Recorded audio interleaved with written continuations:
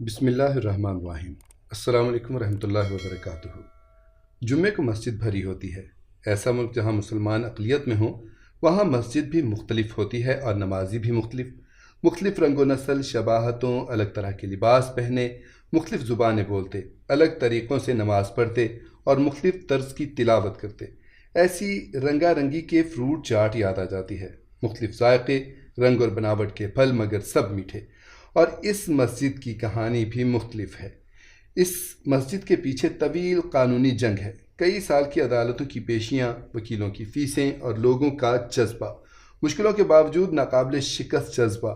یہ مسجد ان مختلف شباہتوں، لباسوں اور زبانوں کے لوگوں کی انفرادی کہانیوں سے ملتی جلتی ایک اجتماعی کہانی ہے۔ دیار غیر میں بسنا ایک جد و جہد ہے۔ معاشرہ مختلف، رہن سہن الگ، لباس الگ، زبان اپنی اپنی، پودے الگ، چرند پرند الگ، مذاق و مزاج الگ، قانون مختلف اور اقدار میں اختلاف۔ اس فرق کو بڑھاتی ایک نسل پرستی کی دیوار بھی، سفید نسل پرستی کی دیوار جو دوسری انسانی نسلوں کے خون سے رنگدار ہے، کئی صدیوں اور کئی بر اعظموں کی مختلف نسلوں کے خون سے رنگدار ہے۔ آسٹریلوی اب اوریجنل گم گشتہ نسلیں ہیں، بر اعظم امریکہ کے مقامی باشندوں کی ماری گئی نسلیں ہیں، بنگال کا خود ساختہ قحط، افریقہ اور ایشیا کی مختلف کالونیز میں کیا گیا قتل عام اور سیاہ فام غلاموں کی خون آلود تجارت، ایک لمبی فہرست ہے۔ دیار غیر میں بسنا ایک جد و جہد ہے۔ پہلی حاصل کی ہوئی تعلیم بے وقت ہو جاتی ہے، پھر سالوں کے تجربے کی اہمیت نہیں رہتی۔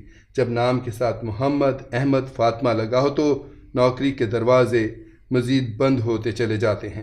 کئی عقل مند کہتے ہیں کہ ان میں مل جائیں تاکہ میں اور تو کی تمیز ختم ہو، اقدار، لباس، معاشرہ سب کو آگے بڑھ کر گلے لگا لیں۔ فرق مٹے گا تو ہی آسانی ہوگی اور بڑھوتری تب ہی ہوگی۔ ایسا شوربے دار سالن بن جائے کہ اجزاء اپنا اپنا انفرادی ذائقہ قربان کر کے ایک ہی سواد بن جائیں۔ مگر ہم جیسے فروٹ چاٹ کے شوقین بے عقلے کہتے ہیں کہ نہیں، اپنا اپنا رنگ، اپنی اپنی بناوٹ، اپنا اپنا ذائقہ رکھیں۔ سیب، ناشپاتی، آڑو، انگور، آم، خربوزے کے ٹکڑے بنیے، ابلے چنے، یک رنگ شوربے دار سالن نہ بنیے۔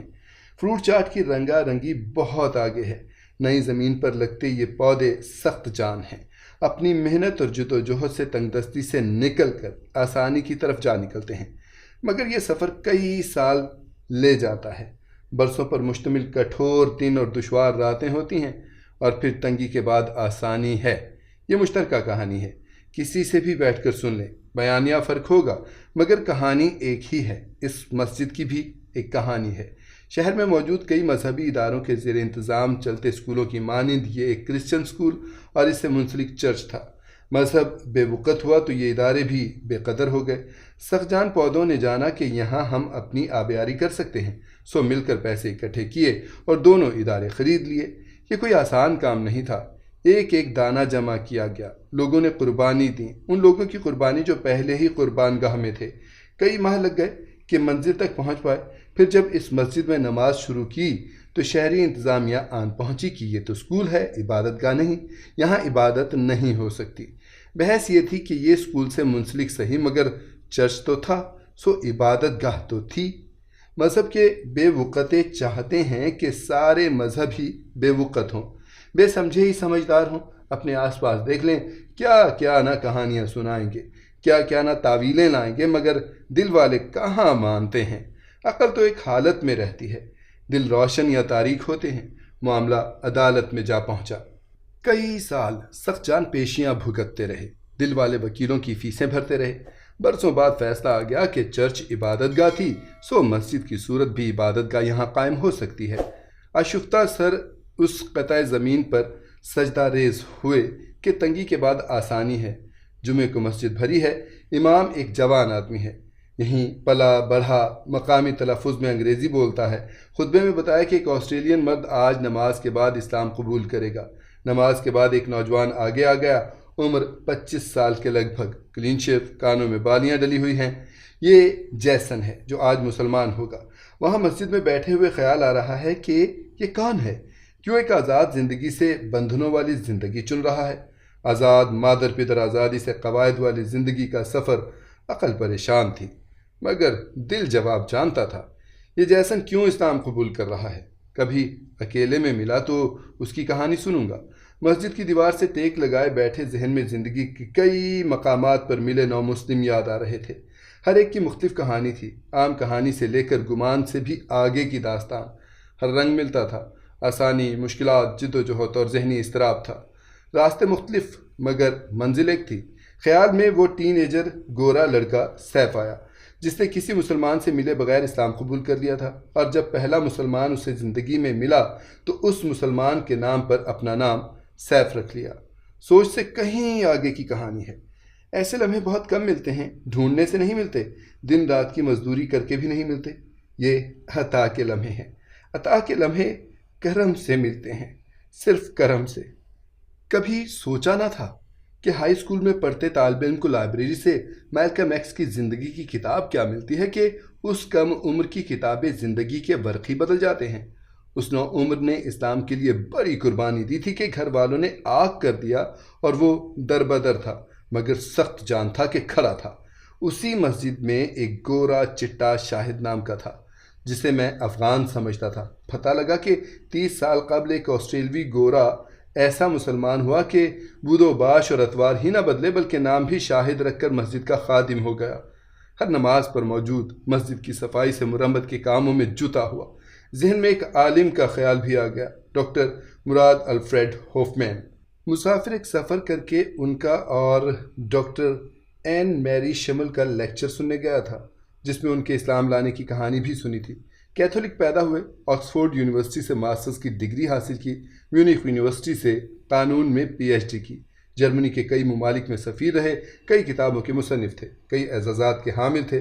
اپنے دورے سفارتکاری میں الجزائر کی جنگ آزادی کو قریب سے دیکھا۔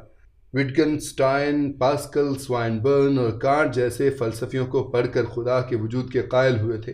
اسلامک آرٹ کے گرویدہ تھے اور کئی برس اسلام کو پڑھا۔ فلسفی اور عقلی آدمی تھے۔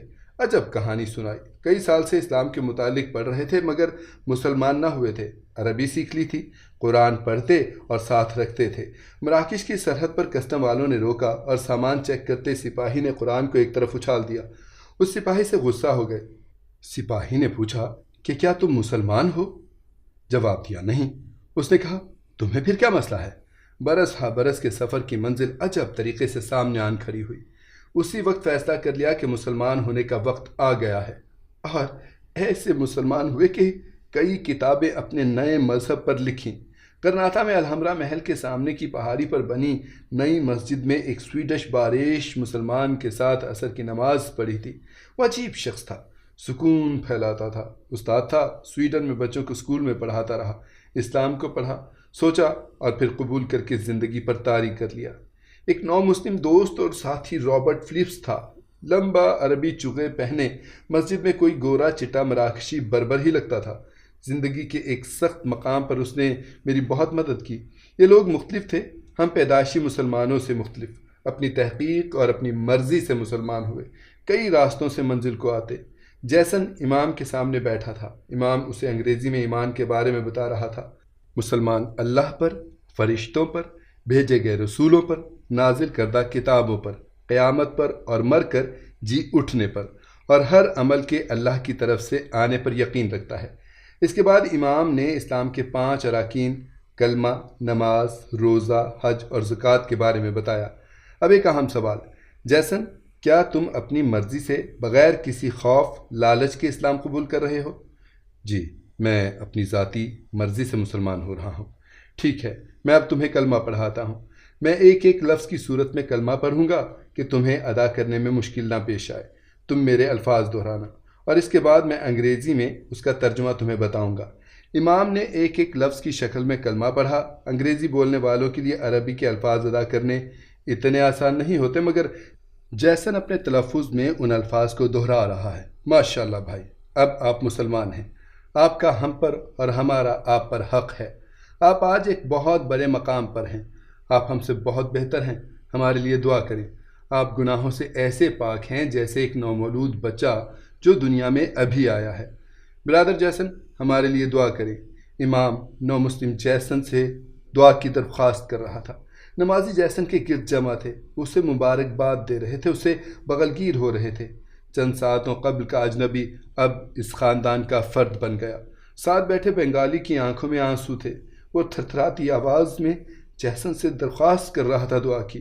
جیسن سے بغل گیر ہوتے ایک نمازی نے اپنی ٹوپی اتار دی ہے۔ وہ اب یہ ٹوپی جیسن کے سر پر پہنا رہا تھا۔ یا اخی، یہی تحفہ میرے پاس اس وقت ہے، قبول کیجئے۔ میرے سے آگے بزرگ نے تمام نمازیوں کی نگاہوں سے بچ کر اپنے بٹوے سے $20 کا نوٹ نکال کر اپنے ہاتھ میں چھپایا ہے۔ جیسن سے بغل گیر ہوتے انہوں نے چپکے سے وہ نوٹ جیسن کی جیب میں ڈال دیا۔ میں دیکھتے ہوئے بھی ظاہر کر رہا تھا کہ جیسے کچھ نہیں دیکھا۔ یہ عجب لمحہ تھا، $20 کا نہیں، $20 کو چھپ کر کسی کی جیب میں ڈالنے کا لمحہ، اپنی ٹوپی اتار کر لمحوں قبل کے اجنبی کے سر پر پہنانے کا لمحہ، آنکھوں میں چمکتے آنسو اور تھرتھراتی آواز میں ایک نو مسلم سے دعا کی درخواست کرنے کا لمحہ۔ یہ لمحے عقل کی گرفت میں نہیں، یہ دل کو روشن کرتے لمحے تھے، یہ بے غرضی کے لمحے تھے۔ ایسے لمحے بہت کم ملتے ہیں، ڈھونڈنے سے نہیں ملتے، دن رات کی مزدوری کر کے بھی نہیں ملتے۔ یہ عطا کے لمحے ہیں۔ عطا کے لمحے کرم سے ملتے ہیں، صرف کرم سے۔